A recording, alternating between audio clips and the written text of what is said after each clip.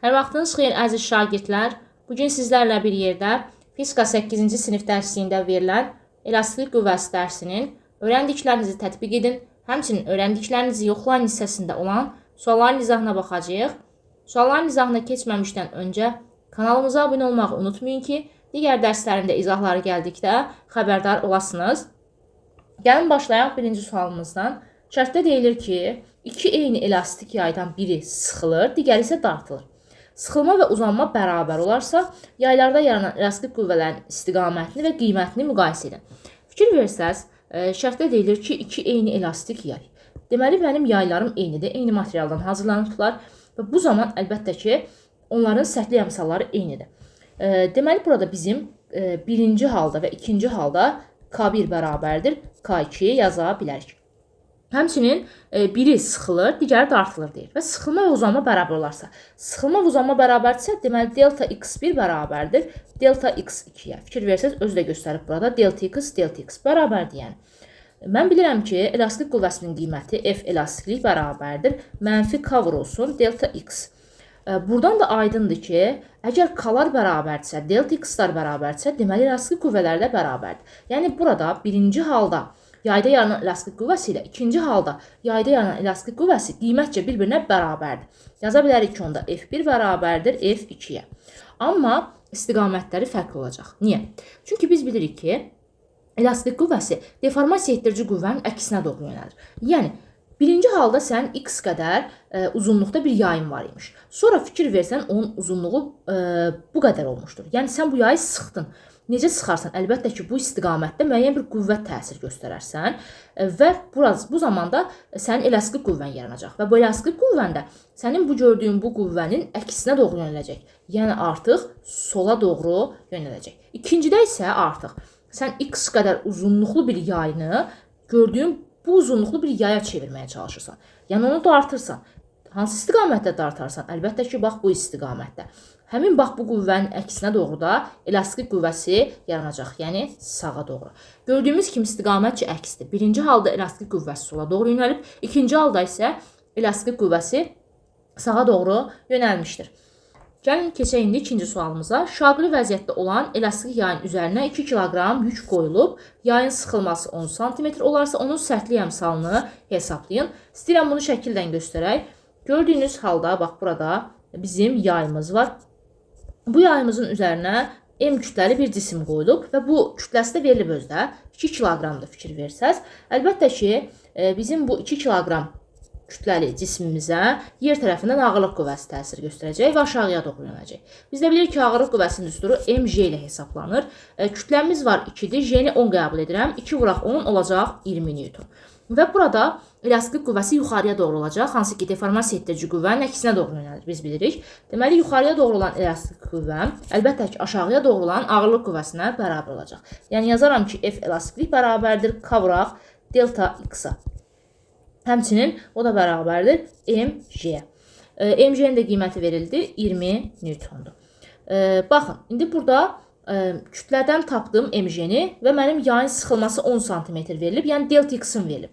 Yazaram ki, K vuraq 10 cm delta x-in yerinə yazardım, amma biz beynəlxalq vahidlər sistemi ilə, əsas vahidlərlə işlədiyimizə görə santimetrdən metrə keçməliyik. Biz bilirik ki, 1 metr 100 cm-dir. Belə olan halda sən əgər metrdən santimetrə keçmək istəyirsənsə, 100-ə vurursan, amma əksinə santimetrdən metrə keçəndə bölürsən, yəni 10 santimetrdən metrə keçmək istəyirsənsə, artıq 100-ə böləcəksən. Onu 100-ə böləndə alacaqsan 0,1. Deməli, delta x-im oldu artıq 0,1 metr. K vuraq 0,1 metr bərabərdir, yazırıq 20 Newtona. Buradan K-nı tapanda alacağıq ki, 20 Newton bölək 0,1 metrə. 20-ni 0,1-ə böləndə alırıq 200. Deməli, sərtlik əmsalını tapdıq, 200 Newton bölək metr. Keçək indi üçüncü sualımıza. Elastik yaya 5 Newton qüvvə tətbiq olunduqda 20 mm uzanır. İstəyirəm bunu biraz aşağıdan ağ hissədən yazaq. Deməli, 5 Newton qüvvə tətbiq olunduqda, yəni qüvvəmiz 5 Newton olduqda bizim yayımız 20 mm uzanır. Delta x-in bərabər oldu burada 20 mm. Şərtə baxanda görərik ki, bizdən istəyir ki, yayın sərtlik əmsalını, yəni K-nı soruşur. Burada K bərabər sualı. Birinci halda k-nı tapacağam. Necə tapacağam? Mən bilirəm ki, f bərabərdir. K vuraq delta x-dir. Buradan k-nı tapsam olacaq f bölək delta x. Amma fikir versəz, mənim burada delta x-i millimetrlə verilib. Beynəlxalq vahidlər sistemində biz metrlə işləyirik. Onda biz millimetrdən metrə keçməliyik. Biz bilirik ki, 1 metr 100 santimetrdir. 1 santimetrdə 10 millimetr olduğundan 100'ü vuracağım 10'a. O da olacaq 1000. Deməli, aldıq ki, 1 metrimiz 1000 millimetrdir. Sən metrdən millimetrə keçəndə 1000'ə vurursan. Amma millimetrdən metrə keçəndə artıq 1000'ə böləcəksən. Yəni, sən burada delta x-i tapanda 20'ni böləcəksən artıq 1000'ə. Alacaq sıfırlar gedəndə 0,2 0,2 metr. Gətirək yerinə yazsaq, indi baxın burada. F'in 5'dir. Bölək delta x-imizə 0,2 dedik. Vergül atıram. Vergüldən sonra 2 dənə rəqəm olduğundan sürətə 2 dənə 0 əlavə edirəm. 500 bölək 2 mənə verəcək 250. Deməli, sərtlik əmsalını tapdıq ki, 250 Newton bölək metr. Sual bitmədi. İkinci hissəsi də var ki, hansı ki deyir ki, burada yayı 7 mm uzatmaq üçün lazım olan qüvvəni hesablayın. Yay eyni yaydır. Yəni, burada bizim yayımız dəyişmədi. Deməli, sərtlik əmsalı da dəyişmədi. Yəni, kaya tapdığımız bu qiymət hələ də öz yerində qalacaq. Sadəcə artıq burada uzatmaq, yəni uzanmamız dəyişdi. 7 mm-dir. Birinci halda 20 mm verilmişdi. İndi ikinci halda 7 mm verir. Artıq burada delta x-a yazacağıq. 7 mm. Yenə millimetrdən metrə keçmək istəyəndə 1000'ə bölürəm. 7'ni böləcəm 1000'ə. Alacaq 0,7 metr. K-mız dediyimiz kimi dəyişmir. Olduğu kimi baxın yazacağım bura. K bərabərdir 250. Və bizdən şərtə baxsaq görərik ki, burada qüvvəni hesablamağımızı istəyir. F-i soruşur yəni. F də bərabərdir. K vuraq delta x-dan. Yerinə yazıram. 250 vuraq. 0,7'ni kəsirlə yazacağım. Sizin üçün asanda olsun. Aha. Sıfırlar getdi. Fikir versəz 100 və 25 elə 25 ixtisar olunur. Sürət də 1, məxrəcdə qalacaq 4. Deməli, aldıq 7 bölək 4. 7 bölək 4-də 1 tam 4'də 3'dür. O da eləyir 1 tam 100'də 75. Aha. Keçək indi digər 4-cü sualımıza. Şəkildə 3 Newton qüvvənin təsiri ilə deformasiya olunmuş yay təsvir olunub. Ona 5 Newton qüvvə təsir edərsə uzanması nəyə bərabər olar? Fikir versəz, burada 3 Newton qüvvə tətbiq olunanda bizim yayımız 20 cm uzunluqdan 25 cm uzunluğa gəlmişdir. Nə qədər uzanma olmuşdur? Əlbəttə ki 5 cm. Deməli, delta x bərabərdir 5 cm. Qüvvəmiz də 3 Newton verilmişdir. Buradan sərtlik əmsalını tapa bilərik. F bərabərdir K vurulsun delta x-dan. K bərabər olacaq F bölək delta x-a. F-im 3 Newtondur. Fikir versəz delta x 5 cm-dir. Santimetrdən metrə keçməliyəm. 100'ə böləcəm. 5'i 100'ə böləndə o da olacaq 0,5 metr. Vergülü atıram. Vergüldən sonra 2 dənə rəqəm olduğundan sürətə 2 dənə 0 əlavə edirəm. 300 bölək 5 o da olacaq 60. Deməli, burada sərtlik əmsalımız oldu 60 Newton bölək metr. İndi deyir ki, ona 5 Newton qüvvə təsir edərsə uzanması nəyə bərabər olar? Yenə həminki yaydır. Deməli, artıq burada sərtlik əmsalı dəyişməyəcək. K-ya neçə qiymət tapdınsa olduğu kimi qalacaq. 60 Newton bölək metr. Amma qüvvən artıq 5 Newtondur. F bərabər 5 Newtondur. Və buradakı uzanmanı soruşur. Yəni, delta x-i soruşur. Yenə F bərabərdir. K vurulsun delta x-dan. Buradan delta x bərabər olacaq F bölək K-ya. Gətirib yerinə yazsaq, F-imiz 5 Newton. Bölək K-ya da 60 tapdıq. Gördüyümüz kimi 60'dan 5 ilə 5 ixtisar gedir. Qalır 12'də 1 metr. Keçək indi öyrəndiklərinizi yoxlayın hissəsinə. Şərtdə deyilir ki, deformasiya nədir? Onun hansı növləri var? Hansı ki, qüvvənin təsirlə cismin formasını dəyişməsinə deyilir deformasiya. Deformasiyanın 2 növü vardır. Elastiki və plastiki deformasiya.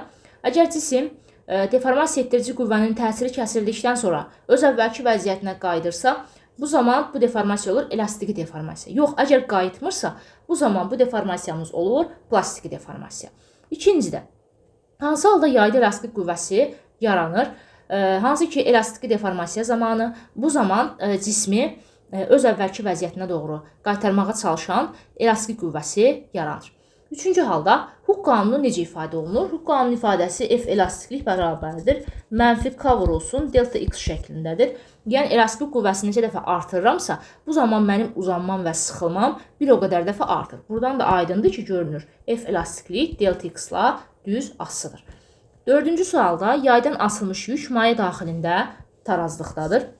İki tərəfdən ağırlıq qüvvəsi 45 Newtondur. Biz bilirik ki, hansı ki, cisimlərə tətbiq olunan ağırlıq qüvvəsi aşağıya doğru yönəlir və mg düsturu ilə hesablanır. İndi düsturu yazmıram, çünki qiyməti verilib 45 Newtondur. Ona görə aşağıya doğru 45 Newton yazdıq. Arximed qüvvəsi isə 15 Newtondur. Biz bilirik ki, Arximed qüvvəsi cismi mayedə yuxarıya doğru qaldırmağa çalışan qüvvədir və yuxarıya doğru yönəlir. Deməli, Arximed qüvvəmiz 15 Newton oldu və yuxarıya doğru yönəlir. Bizdən soruşur ki, qüvvə diaqramını quraraqdan elastik qüvvəsinin qiymət və istiqamətini tapın. Əlbəttə ki, elastik qüvvəsi burada yuxarıya doğru olacaq. Deməli, gördüyümüz bu cismə yuxarıya doğru elastik qüvvəsi, həmçinin Arximed qüvvəsi və aşağıya doğru ağırlıq qüvvəsi təsir göstərir. Və bu cisim fikir versəz deyir tarazlıqdadır. Tarazlıqdadsa deməli, cismə tətbiq olunan qüvvələrin əvəzləyicisi sıfırdır. Yəni, yuxarıya doğru olan qüvvələrin cəmi bərabər olmalıdır aşağıya doğru olan qüvvələrin cəminə. Fikir versəz, yuxarıya doğru olan 2 dənə qüvvəm var. F elastiklik və Arximed. Deməli, bunları toplayacağam, bərabər götürəcəm aşağıya doğru olan ağırlıq qüvvəsinə. Onda yazaram ki, F elastiklik üstə gələk Arximedin qiyməti 15 Newton bərabərdir ağırlıq qüvvəsinin qiymətinə, yəni 45 Newtona. Buradan da F elastiklik bərabər olacaq 45 çıxaq 15, o da olacaq 30 Newton. İstiqaməti yuxarı oldu, ədədi qiyməti isə 30 Newton oldu. 5-ci sualda şagirdlər uzunluğu 15 cm olan yaydan müxtəlif kütləli yüklər asır və yayın uzanmasını ölçürlər. Aşağıdakı cədvəli doldurun. Fikir versəz, yükün kütləsi birinci halda 100 qram kütləli yük asırlar, ikinci halda 200 qram, üçüncü halda 300 qram və ən sonunda 400 qram kütləli yük asırlar. Elastik qüvvəmiz birinci halda 100 Newton olub.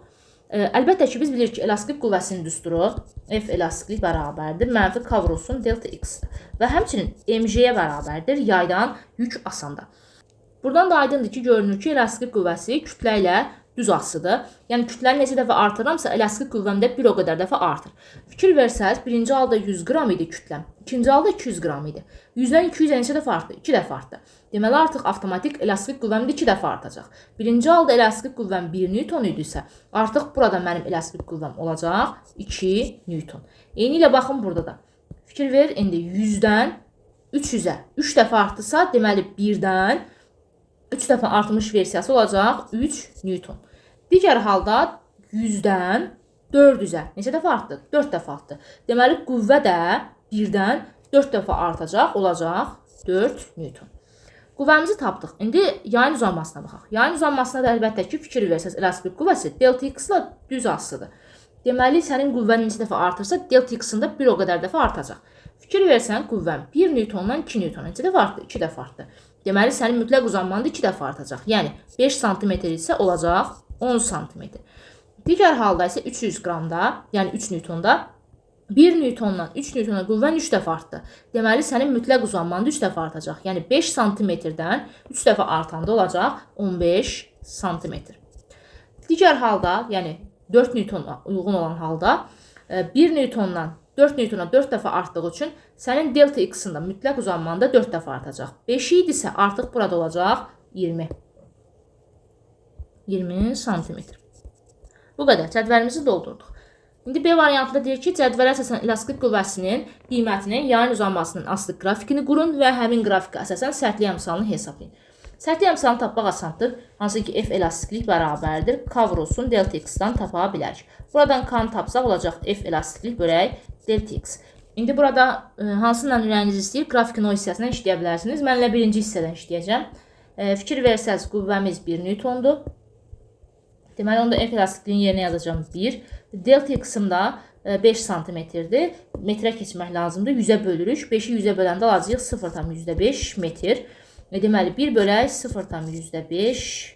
Buradan da vergülü atıram yuxarıya 2 0 əlavə edirik. 100 bölək 5, o da olacaq 20 Newton bölək metr. Sərtlik əmsalımızı tapdıq. Və qrafiki də gəlin quraq. Hansı ki, bizdən istəyir ki, elastik qüvvəsinin qiymətini yayın uzanmasından asılıq qrafiki. Çəkək onda burada F elastikliyimiz və yayın mütləq uzanması, yəni delta x-dan asılıq qrafiki. Burada hansı ki, mən istəyirəm delta x-ları santimetrlə yox, metrlə verək. Baxın, 10 santimetrdirsə, metrə keçəndə 100-ə bölürəm, o da olacaq 0,1 metr. 15 santimetrdirsə 100-ə böləcəm, olacaq 0,15 metr. 20 santimetrdir 100-ə böləcək, olacaq 0,2 metr. Belə asılığımızı quraq.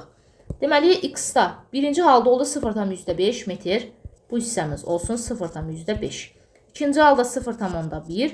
Üçüncü halda oldu 0,15. Dördüncü halda oldu 0,2. Və bunlara uyğun qüvvələrimiz birinci halda 0,5-ə uyğundur 1 Newton. Buranı deyək, tutaq ki, olsun 1 Newton. 0,1-ə uyğun oldu 2 Newton. Burada olsun 2. 0,15-ə uyğundur, fikir versəz 3 Newton. Bu da 3. Bu hissəni silək, uzadaq biraz buranı. Buraya uyğun oldu 3. 0,2-yə də uyğun oldu 4 Newton. Sizdə damalı dəftərlərdə daha yaxşı çəkə bilərsiniz. Onda daha yaxşı alınacaq və görəcəksiniz ki, burada düz mütənasib asılığın qrafiki olacaq. Və biz də bilirik ki, Hooke qanununun elastik qüvvəsi F elastiklik delta x-dan düz asıdır. Beləliklə, əziz şagirdlər, öyrəndiklərinizi tətbiq edin. Həmçinin də öyrəndiklərinizi yoxlayın hissəsində olan sualların izahını verdim. Ümid edirəm ki, izah sizlər üçün aydın oldu. Əgər videodan yararlandınızsa da kanalımıza abunə olmağı və videonu bəyənməyi unutmayın. Digər dərs izahlarında görüşənədək özünüzə yaxşı baxın, sağ olun.